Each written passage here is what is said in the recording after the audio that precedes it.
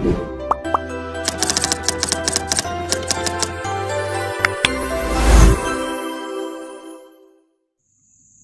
बच्चों, मैं हूं अंकिता। आज हम स्टार्ट करने जा रहे हैं chapter 4 class 11th physics motion in a plane. बेटा ये है आपका vectors, chapter name is vector. आज स्टार्ट करेंगे सबसे पहले कि स्केलर क्वांटिटीज क्या होती हैं। देखो बच्चा, स्केलर क्वांटिटी क्या होती है? जिनका मैग्नीट्यूड होता है बट डायरेक्शन नहीं होती, उनको हम स्केलर क्वांटिटीज बोलते हैं। यानी कि हर चीज़ यूनिवर्स में जितनी भी चीज़ें हैं उन सबका क्या है? मैग्नीट्यूड है, मास है, ठीक है। तो वो क्या कहलाएंगी? आपका मैग्नीट्यूड है। बट सभी ऑब्जेक्ट की डायरेक्शन नहीं हो सकती। सो वो क्वांटिटीज जिनकी डायरेक्शन ना हो लेकिन मैग्नीट्यूड हो, उसको बोला जाता है स्केलर क्वांटिटीज।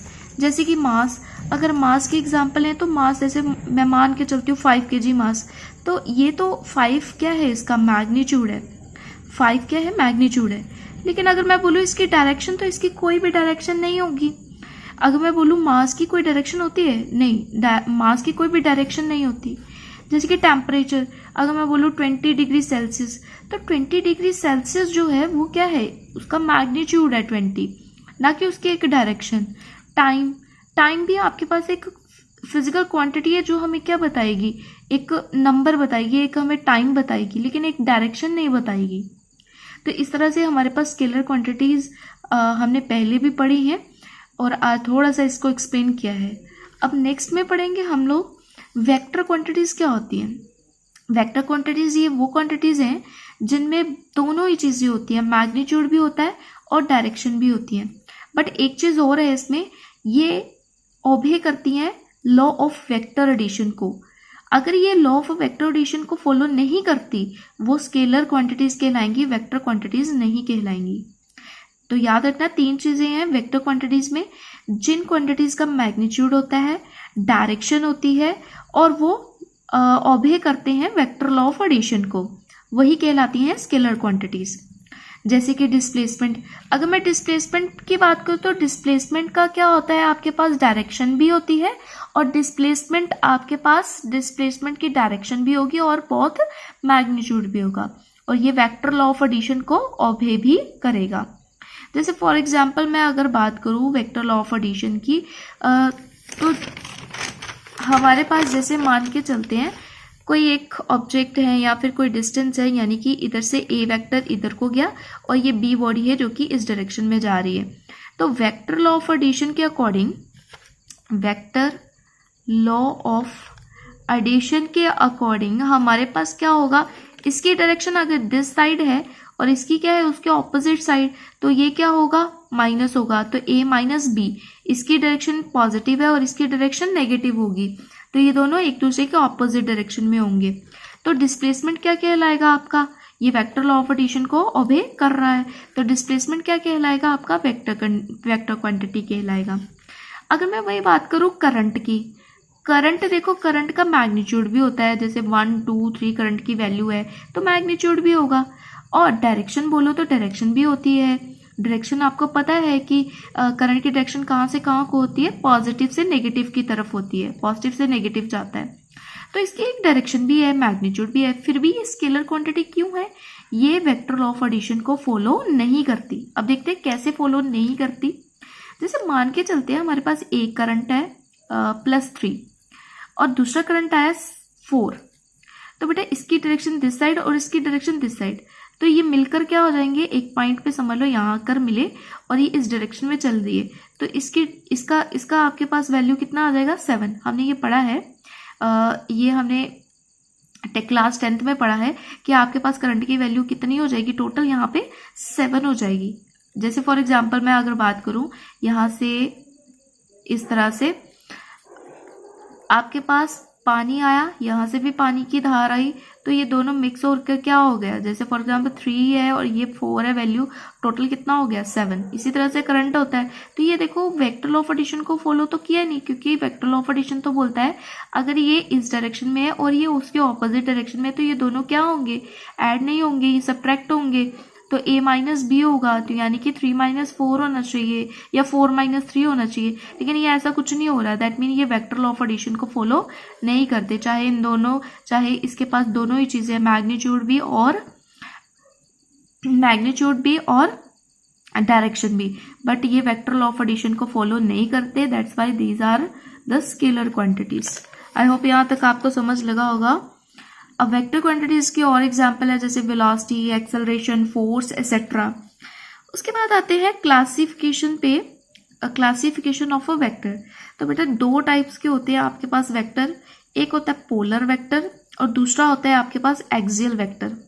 तो पहले बात करेंगे पोलर वेक्टर की। पोलर वेक्टर क्या है? जिनका कुछ ना कुछ स्टार्टिंग पॉइंट हो। जैसे मान के चलते हैं हमारे पास यहाँ से यहाँ पे कोई ऑब्जेक्ट है और मैंने इसको फोर्स लगाया और यहाँ तक चला गया, ठीक है, इसने कुछ डिस्प्लेसमेंट कर ली। तो बेटा यहाँ पे जो इस पॉइंट पे मैंने स्टार्टिंग में जो फोर्स लगाई तो वो क्या कहलाएगी? पोलर कहलाएगी, पोल कहलाएगी, किसी चीज़ का इनिशियल पॉइंट कहलाएगी, स्टार्टिंग पॉइंट कहलाएगी। वो वेक्टर जिनका हमें स्टार्टिंग पॉइंट पता हो या फिर पॉइंट ऑफ एप्लीकेशन पता हो, वो क्या कहलाते हैं? पोलर वेक्टर कहलाते हैं। जैसे कि फोर्स, वेलोसिटी, डिस्प्लेसमेंट, ये सब क्या कहलाते हैं? आपके पोलर वेक्टर्स कहलाते हैं। क्योंकि फोर्स की भी क्या होगी? स्टार्टिंग पॉइंट होगा, वेलोसिटी का भी स्टार्टिंग पॉइंट होगा, डिस्प्लेसमेंट का भी स्टार्टिंग पॉइंट होगा। उसके बाद आता है बेटा एक्सियल वेक्टर्स। अब एक्सियल वेक्टर क्या है? जैसे एक्सियल का मतलब ये है, इतना समझना, जो भी जितनी भी बॉडीज है वो सर्कल में है, सर्कुलर मोशन में है या फिर रोटेशनल मोशन में है। जो भी ऑब्जेक्ट ये दो चीज़ें एक्वायर करते हैं, यानी कि सर्कल में घूमते हैं या फिर रोटेट करते हैं, रोटेट ऐसे जैसे ये पेन अपने एक्सिस पे ही रोटेट कर रहा है, या फिर सर्कुलर बॉडी है, कोई सर्कल में मूव कर रही है, जैसे फॉर एग्जांपल एंगुलर वेलोसिटी हो गया, रोटेशनल इफेक्ट, या फिर कह सकते हो जो अपने एक्सिस पे क्या करे? रोटेट करे, एक ही एक्सिस पे क्या करे? रोटेट करे, उसको क्या बोलेंगे हम? एक्सियल वेक्टर बोलेंगे, ठीक है जी। और एक बात और याद रखना इसमें, जैसे फॉर एग्जांपल कोई सर्कल है, उसमें कोई ऑब्जेक्ट घूम रहा है, मोशन कर रहा है, तो वो क्या कहलाएगी? वेलोसिटी।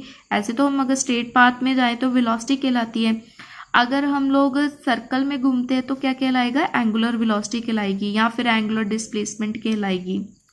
अच्छा, एक चीज़ और ध्यान देना, एक्सियल वेक्टर की डायरेक्शन को कैसे हम पता कर सकते हैं? तो याद रखना एक्सियल वेक्टर की डायरेक्शन को हम राइट हैंड